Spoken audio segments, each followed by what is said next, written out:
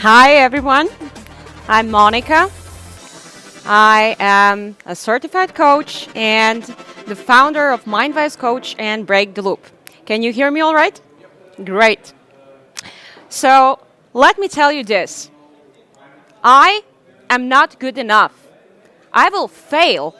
I will mess up my presentation and everybody here will laugh at me. These are the thoughts that were scrolling through my mind ever since I applied to the open mic. And at some point, it got so disturbing that I was even silently praying I don't get chosen at all to perform. And when I was shortlisted, I was looking at all the other speakers and thinking to myself, oh my God, they are so much better than me. Who am I to even go up the stage and speak? And probably some could tell me that, Monika, there are people who are more afraid from public speaking than from death. And that would probably be fine, if only there was a slight but. You see, for almost 10 years, I have been a professional TV and radio journalist. And I have been on live television in front of 150,000 people. So, shouldn't by this time I have at least some confidence to speak in front of people, right? But it turns out it doesn't work that way. And this story quite nicely illustrates what the imposter syndrome is.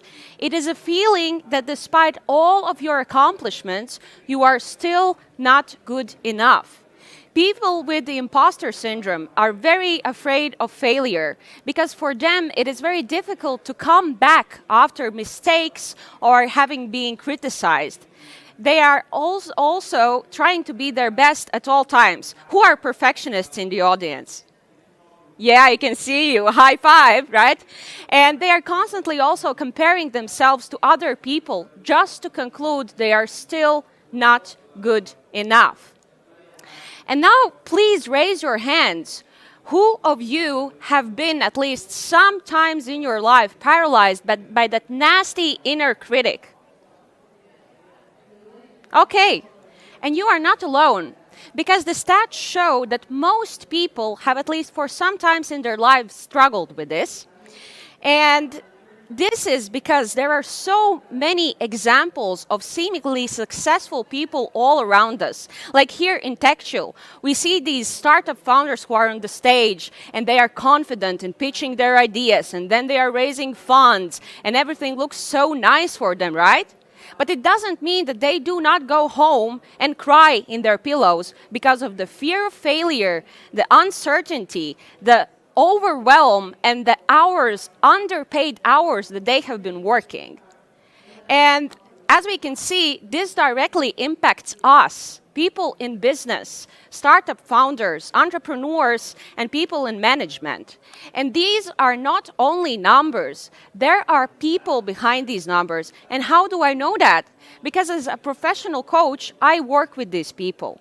And on this stage, they are confident and they look very successful. But in the coaching sessions, I can see the backstage. And the self-doubt is eating not only at them, but also impacting the success of their businesses and their teams.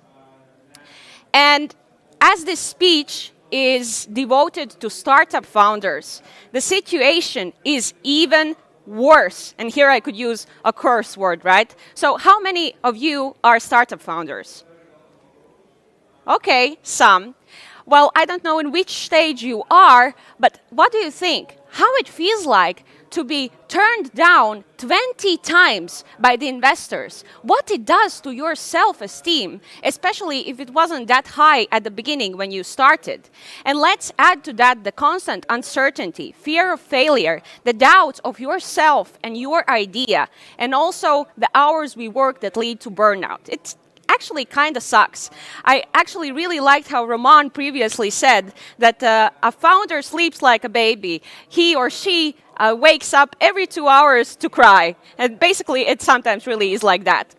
And this leads me to the main thesis of this presentation, that actually self-doubt kills more startups and business ventures than insufficient funding.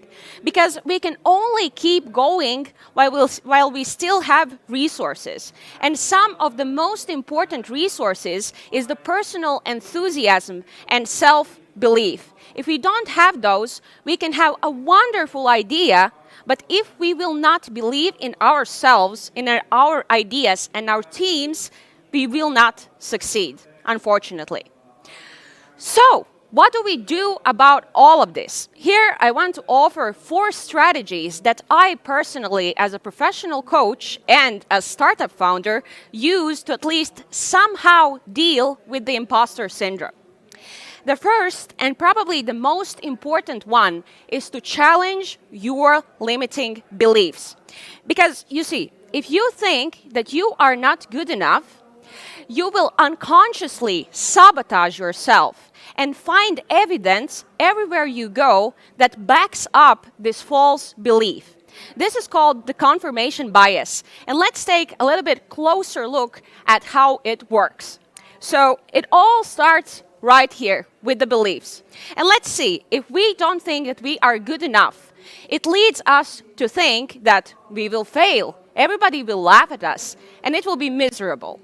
And what do you think? What kind of emotions does this cause? Of course, you are anxious, you are stressed, you are sad, overwhelmed. And if you are feeling all of that, that leads to a trembling voice in your presentation, your hands are shaking and legs are shaking, and if that all is shaking, probably you will not deliver the best presentation or pitch of your life, right? And if you don't, then it just reinforces the initial belief that you are not good enough. And this is actually a vicious cycle that we can break only in this stage. But there are also some good news. If we feed positive beliefs in this stage, the same works the other way around by reinforcing the positive things. So second, as I already told you about the confirmation bias, we will find evidence that we are not good enough. That's why we need to get the facts straight. And the way that I do it, I have a folder in my notes that is called "You Are Great." And here you can see I have almost 160 notes already. I am collecting screenshots from a nice feedback that I receive, or this is a screenshot from a magazine that I was featured on.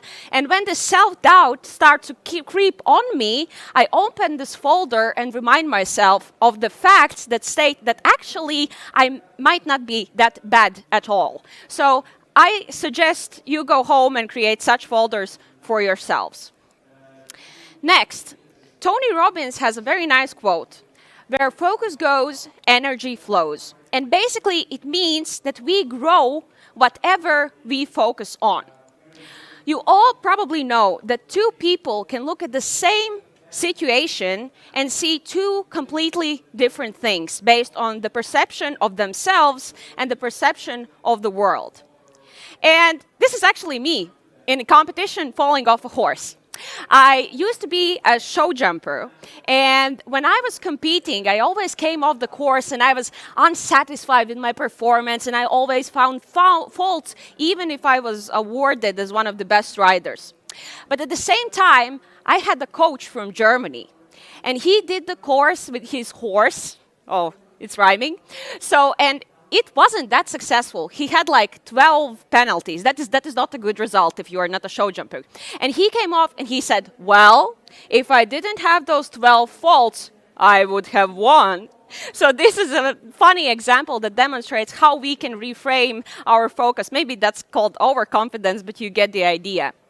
So if we are talking about the imposter syndrome, here I want to encourage you to shift the focus from yourself, like everybody will laugh at me, everybody will look at me, I will fail, to others, to creating value for other people. For example, this presentation is not about me. It's about the value that I can bring to you so you can find ways to better deal with the imposter syndrome.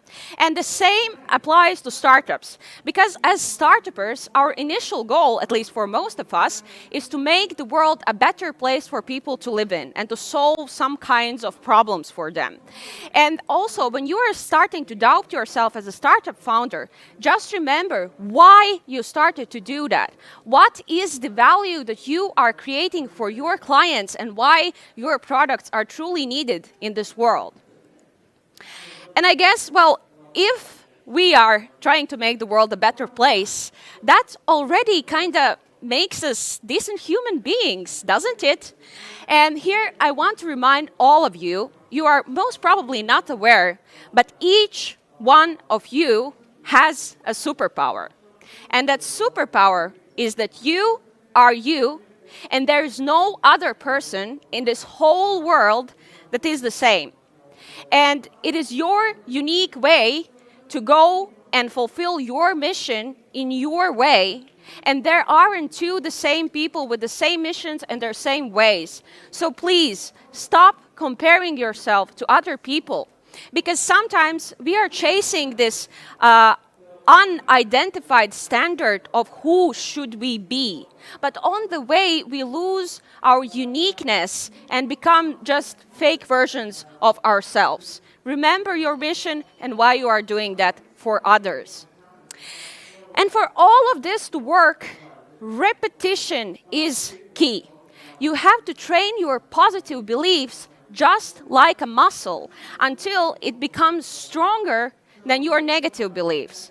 And how do you do that? You do that by creating positive environment for yourself that reminds you why you are doing what you are doing, that you are unique, you have your mission, and you are on the way to achieve that. And I thought a lot about this problem because I have been struggling with the imposter syndrome for years, as have been my clients. And so this kept me awake at night thinking about how I could solve it. And I came up with my own solution. This is Break the Loop. It is an app in which you provide your own personal inspirations, and then it can predict the moments when you are most likely to slip into your negative thinking patterns. And then it brings you back by providing you these positive inspirations that you have put into the app and that lead you to your goals. In fact, I use my prototype to encourage me for this speech. So let me show you. Here you enter any information that inspires you, like quotes, insights, even pictures from your vision board or somewhere else. And then you provide your daily routine, and also if you have noticed some times of the day when you are usually feeling down, demotivated, or just like you don't want to follow your goals anymore. And then, based on all of this information, the AI algorithm starts to send out these inspirational messages and learns from your feedback whether the timing and the message was right.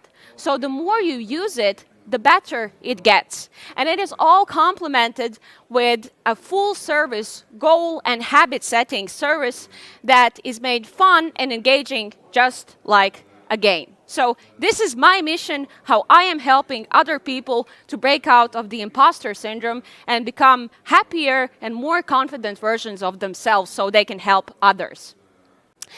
And as startuppers, we constantly have to sell ourselves. Our most valuable product is us. And that is why we are spending hours on creating the perfect pitches that portray us as the perfect leaders.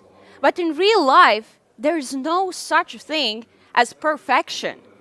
And that's why we have to remember that we are not alone with this. Even if not many people are talking about this, they are still often feeling like the imposters. So we can cut our suffering at least to half by sharing with others, by creating a safe environment in which we can support each other and help us to get out of these thoughts. And I think TechChill is a great way to start. So if you haven't connected with some of your peers, then please do, it's still time.